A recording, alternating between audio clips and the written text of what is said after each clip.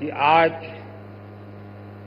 10वीं और 12वीं के छात्रों की एग्जाम है और उसका समय और मेरा राजभवन से निकलने का समय क्लैश हो रहा था और उसके कारण संभावना थी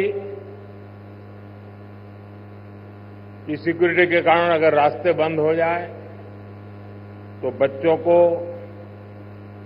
एग्जाम देने के लिए जाने में कठिनाई हो जाए और ये कठिनाई न हो, बच्चे सब एक बार अपने एग्जामिनेशन सेंटर पर पहुंच जाए, उसके बाद ही मैं राजभवन से निकलूं, ऐसा मैंने सोचा। उसके कारण मैंने निकलने में ही 15-20 मिनट लेट कर दिया और उसके कारण आप लोगों को जो असुविधा हुई, इसके लिए मैं फिर से एक बार क्षमा मांगता हूं।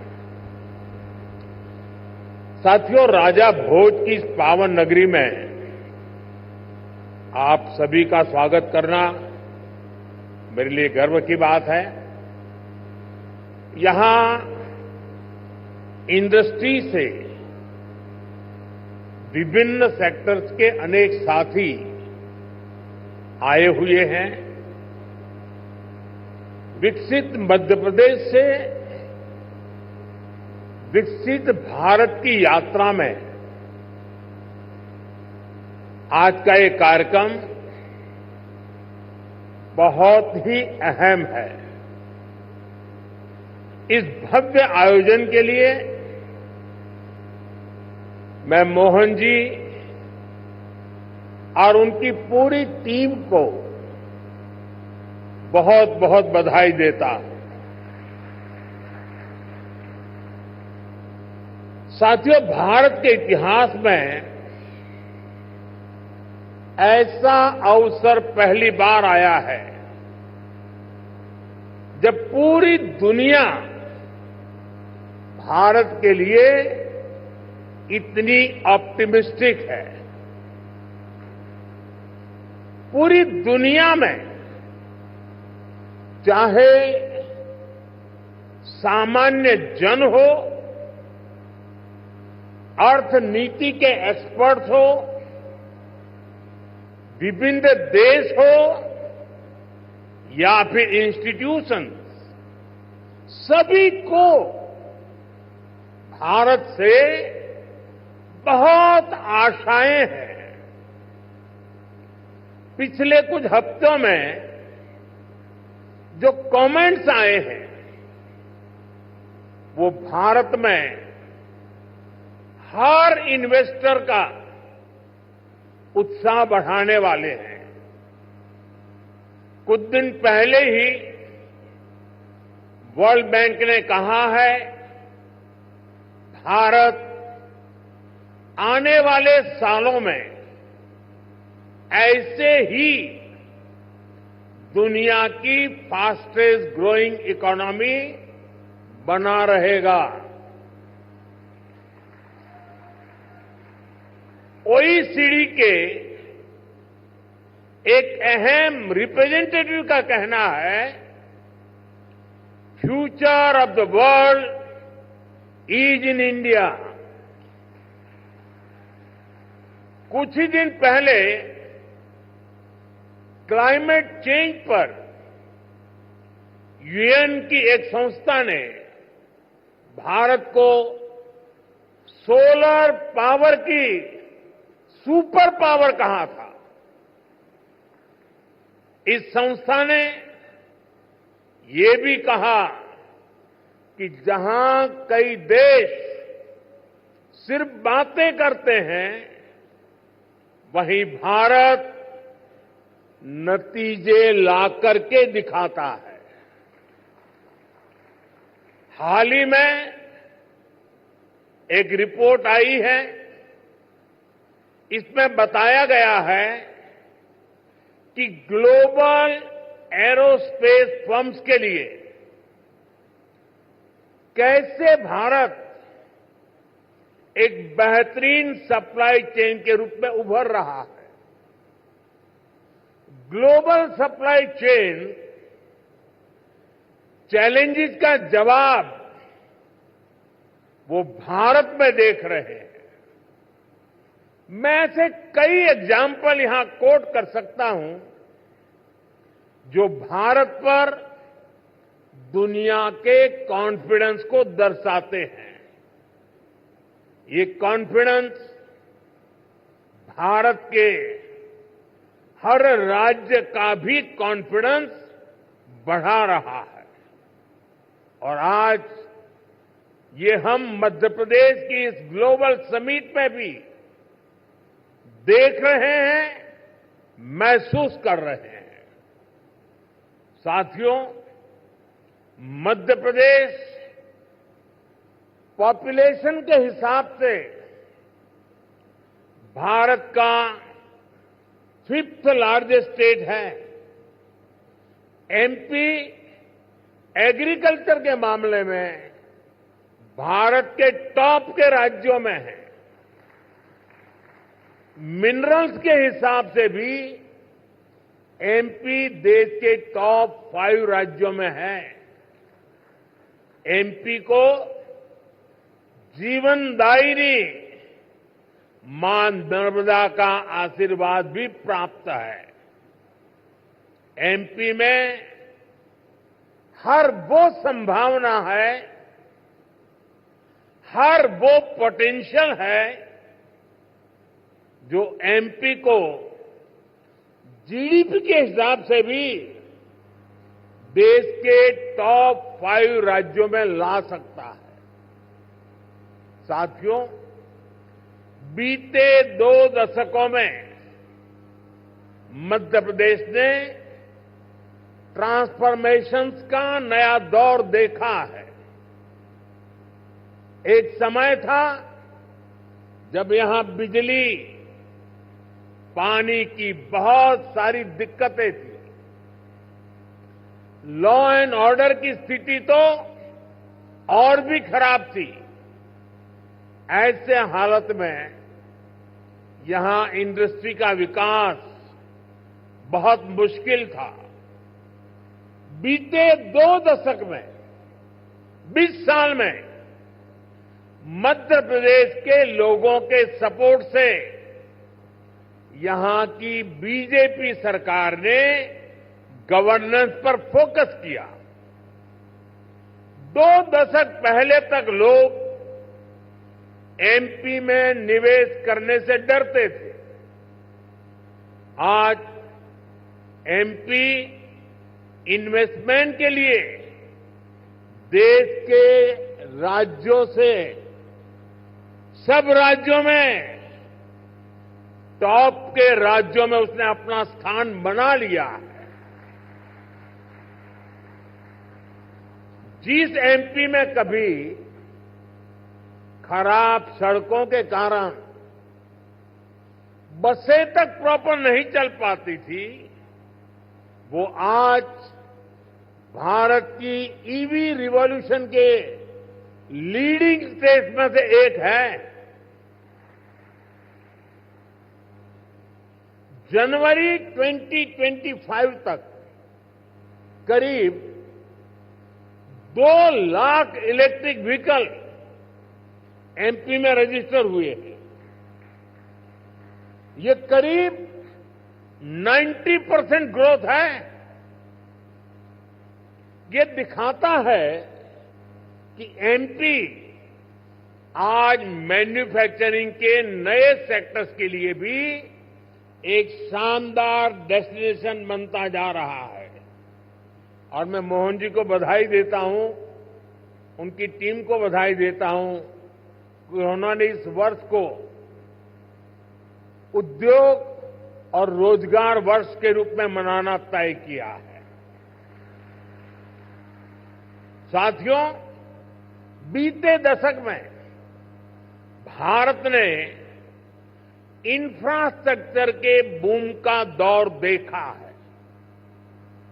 मैं कह सकता हूं, इसका बहुत बड़ा फायदा एमपी को मिला है। दिल्ली मुंबई एक्सप्रेसवे जो देश के 2 बड़े शहरों को जोड़ रहा है, उसका बड़ा हिस्सा एमपी से ही होकर गुजरता है। यानी एक तरफ एमपी को मुंबई के पोर्ट्स के लिए तेज कनेक्टिविटी मिल रहे हैं, दूसरी तरफ नॉर्थ इंडिया के मार्केट्स को भी ये कनेक्ट कर रहा है। आज मध्य प्रदेश में 5 लाख किलोमीटर से अधिक का रोड नेटवर्क है। एमपी के इंडस्ट्रियल कॉरिडोर्स मॉडर्न एक्सप्रेसवे से जुड़ रहे हैं। यानी एमपी में लॉजिस्टिक्स से जुड़े सेक्टर की तेज ग्रोथ तय है। साथियों, एयर कनेक्टिविटी की बात करें तो यहां ग्वालियर और जबलपुर एयरपोर्ट के टर्मिनल्स को भी एक्सपांड किया गया है। और हम यहीं नहीं रुके हैं। एमपी का जो एक बड़ा रेल नेटवर्क है उसको भी मॉडर्नाइज किया जा रहा है। एमपी में रेल नेटवर्क का 100% इलेक्ट्रिफिकेशन किया जा चुका है। भोपाल के रानी कमलापति रेलवे स्टेशन की तस्वीरें आज भी सबका मन मोह लेती हैं। इसी तर्ज पर एमपी के 80 रेलवे स्टेशनों को अमृत भारत स्टेशन स्कीम के तहत मॉडर्न बनाया जा रहा है। साथियों, बीता दशक भारत के लिए एनर्जी सेक्टर की अनप्रेसिडेंटेड ग्रोथ का रहा है। खासतौर पर ग्रीन एनर्जी को लेकर भारत ने वो कर दिखाया है जिसकी कल्पना तक मुश्किल थी। बीते 10 वर्षों में करीब $70 बिलियन यानी 5 ट्रिलियन रुपये से अधिक रिन्यूएबल एनर्जी सेक्टर में ही इन्वेस्ट हुआ है।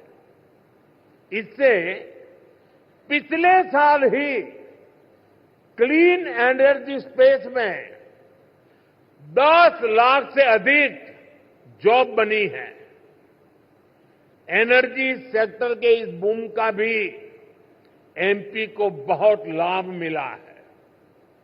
आज एमपी पावर सरप्लस है। यहां करीब 31,000 मेगावाट पावर जनरेशन कैपेसिटी है, जिसमें से 30% क्लीन एनर्जी है। रीवा सोलर पार्क देश के सबसे बड़े पार्क में से एक है। अभी कुछ दिन पहले ही ओमकारेश्वर में फ्लोटिंग सोलर प्लांट भी शुरू हुआ है। सरकार द्वारा बिना रिफाइनरी पेट्रोकेमिकल कॉम्प्लेक्स पर करीब 50,000 करोड़ रुपए का इन्वेस्टमेंट किया गया है। ये मध्य प्रदेश को पेट्रोकेमिकल्स का हब बनाने में मदद करेगा।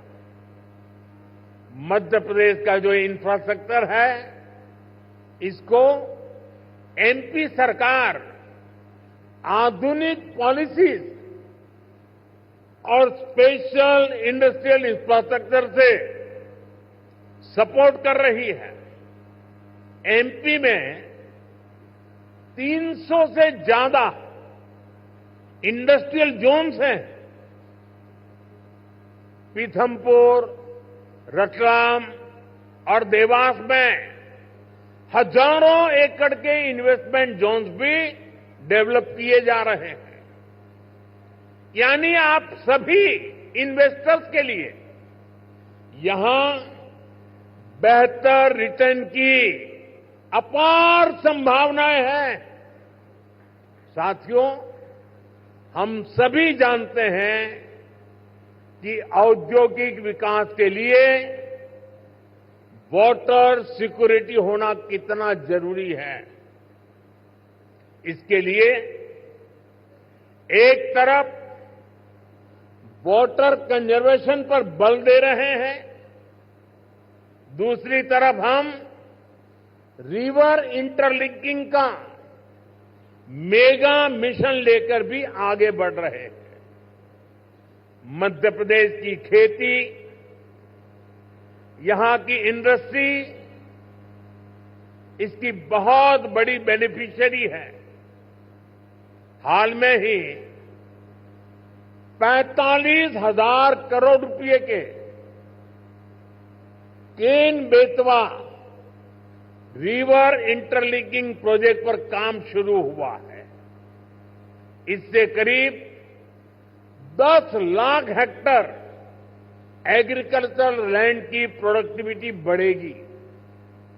इससे एमपी में वाटर मैनेजमेंट को भी नई ताकत मिलेगी।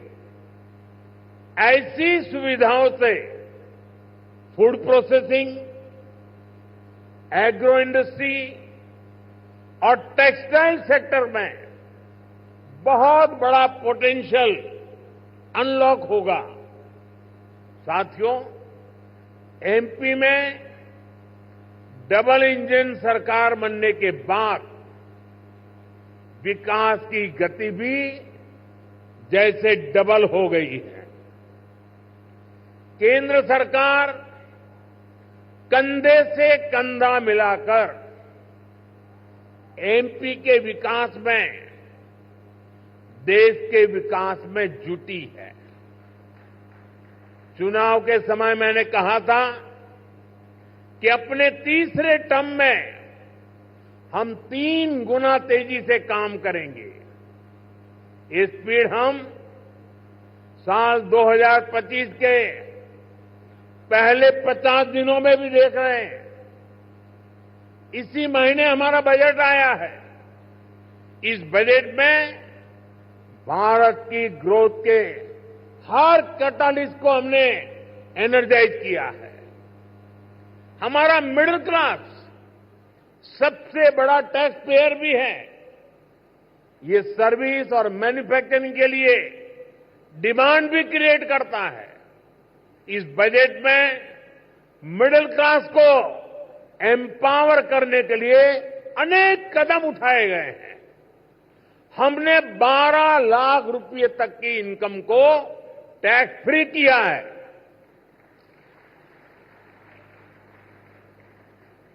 टैक्स स्लैब्स को रिस्ट्रक्चर किया है। बजट के बाद आरबीआई ने भी ब्याज दरें घटाई हैं।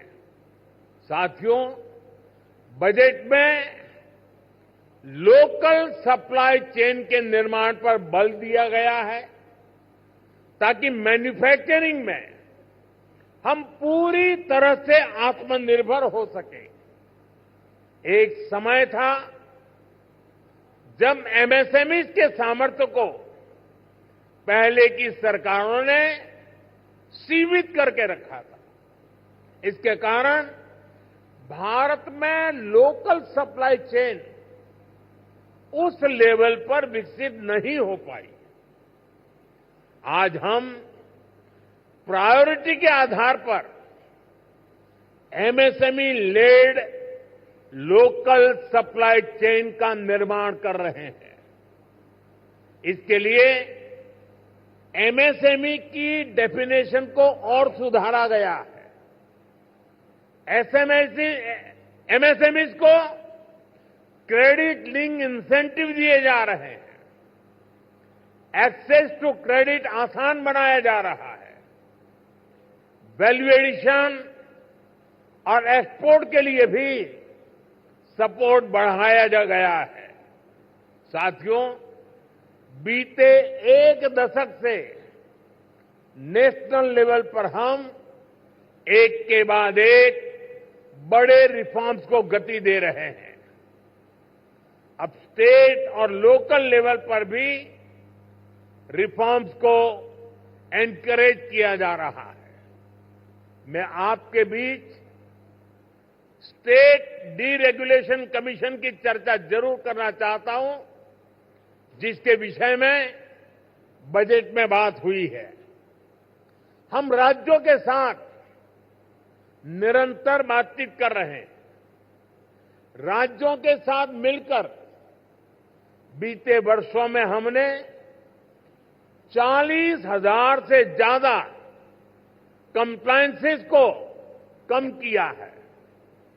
बीते सालों में ऐसे 1500 कानूनों को खत्म किया गया है जो अपना महत्व खो चुके थे। हमारा मकसद यही है कि ऐसे रेगुलेशंस की पहचान हो जो ईज ऑफ डूइंग बिजनेस के रास्ते में रोड़ा है। डीरेगुलेशन कमीशन राज्यों में इन्वेस्टमेंट फ्रेंडली रेगुलेटरी इकोसिस्टम बनाने में मदद करेगा। साथियों, बजट में ही हमने बेसिक कस्टम ड्यूटी स्ट्रक्चर को भी सिंप्लीफाई किया है। इंडस्ट्री के लिए जरूरी कई इनपुट्स पर रेट्स कम किए हैं। कस्टम केसेस की असेसमेंट के लिए भी एक टाइम लिमिट तय की जा रही है। इसके अलावा नए सेक्टर्स को प्राइवेट एंटरप्रेन्योरशिप के लिए, इन्वेस्टमेंट के लिए खोलने का दौर भी जारी है। इस वर्ष हमने न्यूक्लियर एनर्जी,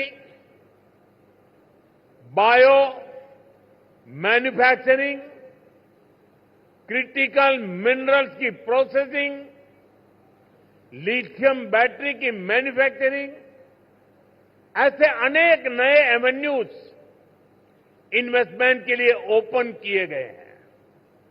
ये सरकार के इंटेंट और कमिटमेंट को दिखाता है। साथियों, भारत के विकसित भविष्य में 3 सेक्टर्स की बहुत बड़ी भूमिका रहने वाली है। ये तीनों सेक्टर्स करोड़ों नई जॉब क्रिएट करने वाले हैं। ये सेक्टर्स हैं टेक्सटाइल, टूरिज्म और टेक्नोलॉजी। आप टेक्सटाइल के सेक्टर को ही देखें तो भारत कॉटन, सिल्क, पॉलिएस्टर और विस्कोस का दूसरा सबसे बड़ा प्रोड्यूसर है। भारत का टेक्सटाइल सेक्टर करोड़ों लोगों को रोजगार देता है। भारत के पास टेक्सटाइल से जुड़ी एक पूरी ट्रेडिशन भी है, स्किल भी है और एंटरप्रेन्योरशिप भी है। और मध्य प्रदेश तो एक प्रकार से भारत की कॉटन कैपिटल है। भारत की करीब 25% organic cotton supply Madhya Pradesh से ही होती है। मध्य प्रदेश मलबरी सिल्क, इसका भी देश का सबसे बड़ा प्रोड्यूसर है।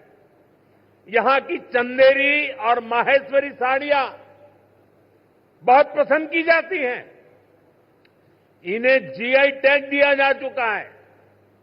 इस सेक्टर में आपका इन्वेस्टमेंट यहां के टेक्सटाइल को ग्लोबली अपनी छाप छोड़ने में बहुत मदद करेगा। साथियों, भारत ट्रेडिशनल टेक्सटाइल के अलावा नए एवेन्यूज भी खोज रहा है। एग्रो टेक्सटाइल, मेडिकल टेक्सटाइल और जियो टेक्सटाइल, ऐसे टेक्निकल टेक्सटाइल को हम बढ़ावा दे रहे हैं। इसके लिए नेशनल मिशन शुरू किया गया है।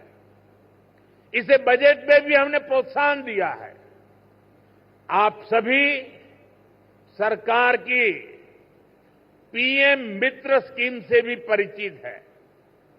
देश में टेक्सटाइल सेक्टर के लिए ही 7 बड़े टेक्सटाइल पार्क बनाए जा रहे हैं। इनमें से एक मध्य प्रदेश में भी बन रहा है। ये टेक्सटाइल सेक्टर की ग्रोथ को नई बुलंदी देने वाला है।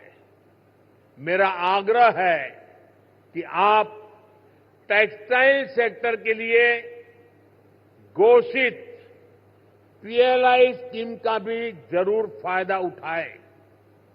साथियों, टेक्सटाइल की तरह ही भारत अपने टूरिज्म सेक्टर में भी नए आयाम जोड़ रहा है। कभी एमपी टूरिज्म का एक कैंपेन होता था, एमपी अजब भी है, सबसे गजब भी है। यहां एमपी में नर्मदा जी के आसपास के स्थानों का, आदिवासी क्षेत्रों में टूरिज्म इंफ्रास्ट्रक्चर का बहुत अधिक विकास हुआ है। यहां कितने ही सारे नेशनल पार्क्स हैं। यहां हेल्थ एंड वेलनेस से जुड़े टूरिज्म के लिए भी अपार संभावनाएं हैं। हील इन इंडिया, इसका मंत्र दुनिया को पसंद आ रहा है। हेल्थ एंड वेलनेस के क्षेत्र में भी इन्वेस्टमेंट के लिए अपॉर्चुनिटीज लगातार बढ़ रही है। इसलिए हमारी सरकार इसमें पब्लिक प्राइवेट पार्टनरशिप को एनकरेज कर रही है। भारत की ट्रेडिशनल ट्रीटमेंट को, आयुष को भी बहुत बड़े लेवल पर प्रमोट किया जा रहा है। हम स्पेशल आयुष वीजा भी दे रहे हैं। इन सभी से एमपी को भी बहुत फायदा मिलने वाला है। वैसा साथियों, आप यहां आए हैं तो उज्जैन में महाकाल महालोक देखने जरूर जाएं। आपको महाकाल का आशीर्वाद भी मिलेगा और देश टूरिज्म और हॉस्पिटैलिटी सेक्टर को कैसे एक्सपांड कर रहा है, इसका अनुभव भी मिलेगा। साथियों, मैंने लाल किले से कहा है, यही समय है, सही समय है। आपके लिए एमपी में इन्वेस्टमेंट करने और इन्वेस्टमेंट बढ़ाने का भी यही सही समय है। एक बार फिर आप सभी को बहुत बहुत शुभकामनाएं, बहुत बहुत धन्यवाद।